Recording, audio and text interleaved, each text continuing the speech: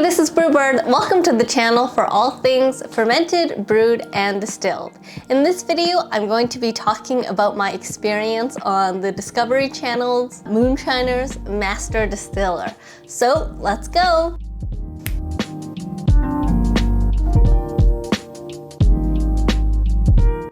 Okay, so first things first, how did I get cast on the show?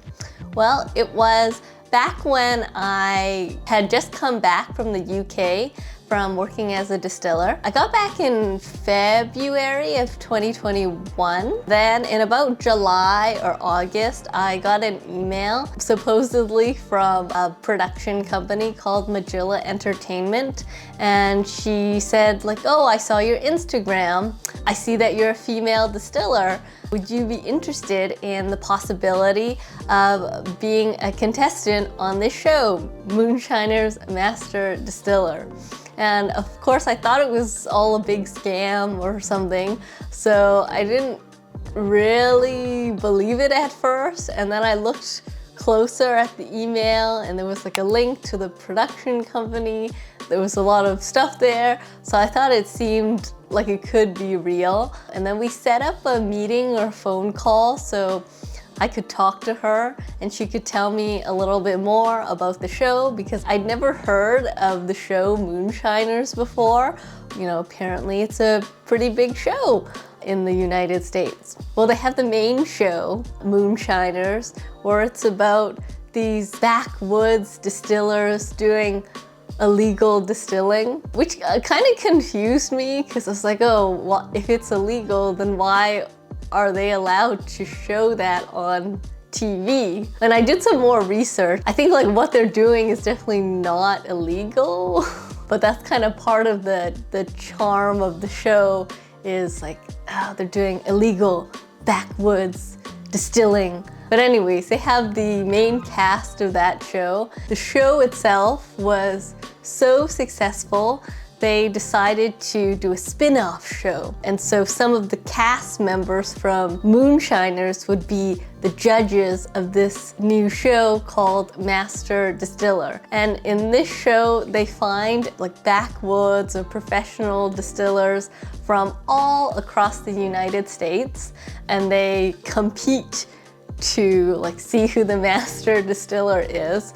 So each episode in the series has its own theme, and my theme was like tea spirits. And then there's 3 contestants in each of the episodes. So they compete, they do their fermentation, they do the first distillation and then the second distillation, and then one of the contestants is eliminated and the 2 move on to the final round, which is making a drink with the spirit that they've distilled, and then that's the final judging. The main prize is, there's like a distillery associated with the show, and they will distill that recipe that you made in the show. Like that's the prize or the honor. I'm not sure if the winner gets the profit from them using your recipe and selling that product.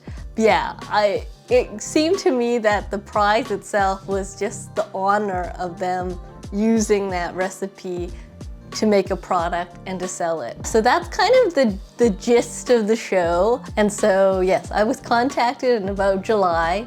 And then after we spoke, I was like, oh my gosh, sure, I've never been on TV before. I'll take that opportunity. What she had me do was we scheduled a day where we did like a video conferencing call, and she recorded me as she asked me some questions. Why do you want to be on the Master Distiller? What is motivating you to win? Why do you think you'd be a good contestant? What spirits are you comfortable making? And so basically she recorded that interview with me, and they kind of edit it to make like an audition tape for me, and they'll send it to the casting agency or whatever, and they'll look through all the videos of the potential applicants, and then they'll choose people to be on the actual show. And so I sent that in, we did that, and I was very excited. She said like, okay, you should hear back in about like two or 3 weeks about what the result is, if you're gonna be on the show or not. not. I waited,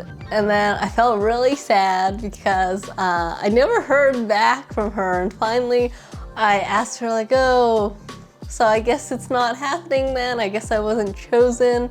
And she's like, yeah, a lot of time has passed now, so they probably didn't pick your application. So that was a shame. I was really sad about that for a bit. And then I think maybe a year or so after that happened, I just out of the blue one day received a call. This was sometime in 2022. I'm gonna say October of 2022. Person was like, hey, I'm from Master Distiller. I was wondering if you were still interested in appearing or taking part in the show. And at first I completely forgot what Master Distiller was. I thought it was actually a magazine that wanted to do an article about me or like an interview or something. And then I just like, it kind of hit me like, oh, Master Distiller, like what is that? Oh, that TV show. And so she said that there was an episode that they were shooting that she wanted me to be in, and it would start being filmed in about 10 days or so. And so it just happened very quickly after that initial phone call. I don't know, a part of me kind of didn't believe it was really gonna happen. So I didn't want to get my hopes up. So I kind of kept like asking her like, okay, is this really gonna happen? Is this really gonna happen? But in the meantime, I started preparing. So she said that I had to get my own supplies to bring there. So they had the equipment there. It was filmed in Tennessee. I would have to bring the actual mash or supplies that I wanted. My first distilling job, it was in Scotland at the Borders Distillery. So we made Scotch whiskey and we used malted barley.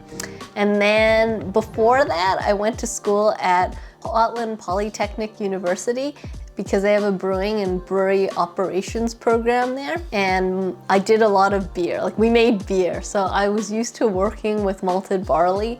And so in my head, I thought, okay, I should keep it simple. I'll get a bag of malted barley. And I had to find a place, like a home brew shop in Tennessee that would mill the grain for me and prepare it so that it would be there on set when I needed it on the filming day. So that was kind of like a bit of work to do. And then she said like, oh, the episode you'll be on is about tea. I had to come up with a recipe. I had to kind of do a little taste testing to make sure it was good. And I decided to make like a lychee tea spirit. I just thought that would be a little bit unique.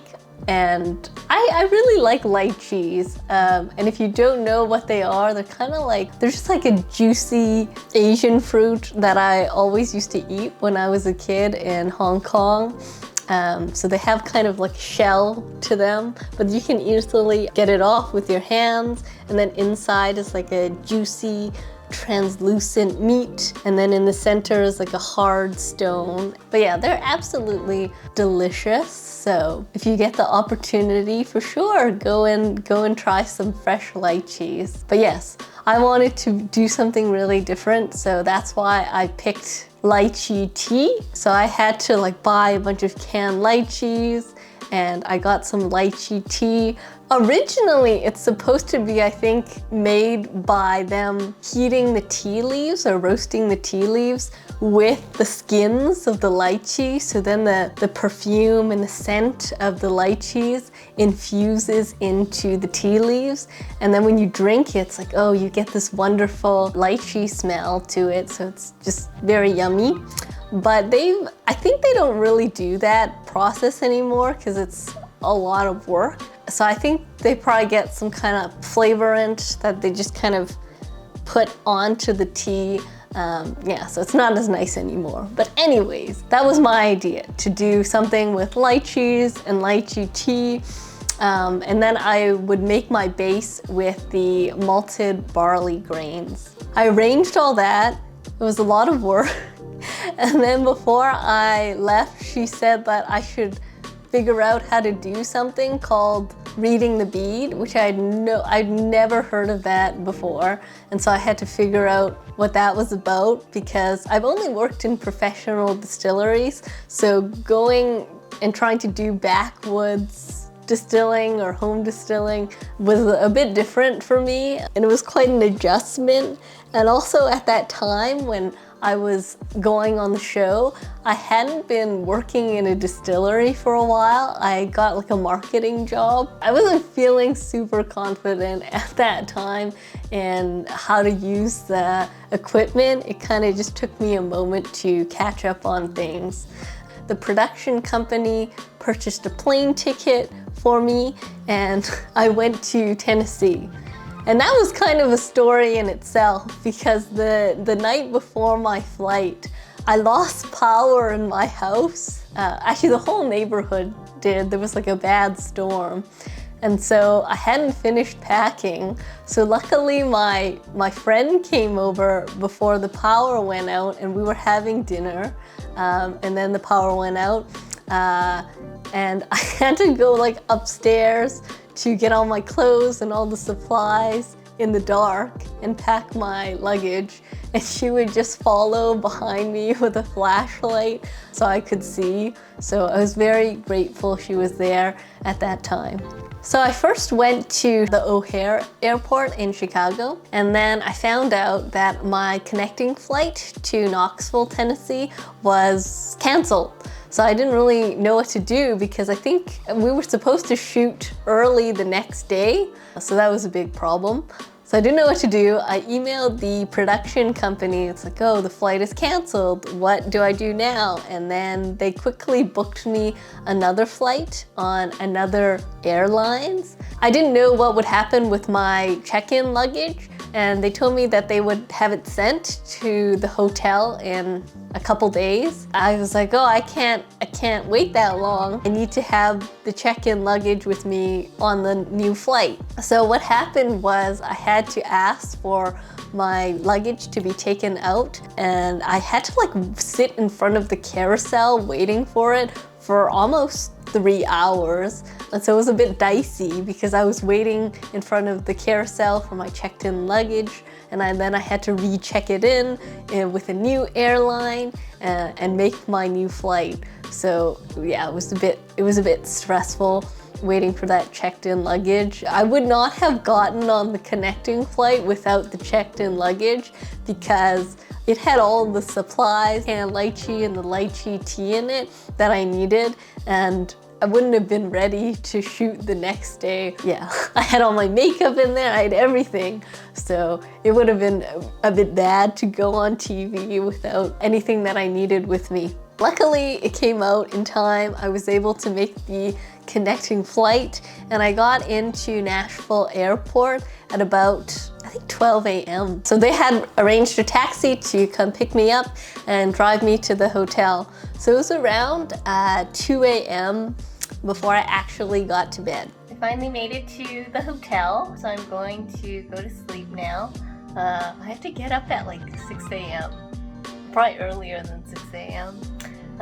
Yeah, we'll check in again tomorrow, but I made it. I have 2 beds too. Yes. I woke up at about 6 a.m., got some breakfast, put on my clothes for the first filming day. It was all very exciting. So this video is getting a bit long, so I'm going to save the rest and post it as a second video. So I'll see you in the next one. In the meantime, please support the channel by leaving a comment down below, hitting that like button, and hit that subscribe button if you haven't already. This is Brewbird, sending good vibes your way. I'll see you next time.